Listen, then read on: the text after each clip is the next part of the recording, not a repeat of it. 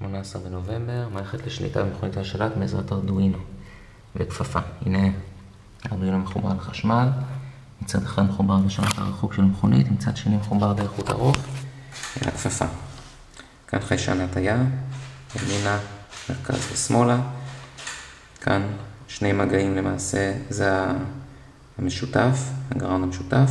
מגע כזה שולח את המכונית אחורה, מגע כזה, שני החלקים האלה נסיע אותה קדימה. הנה המכונית.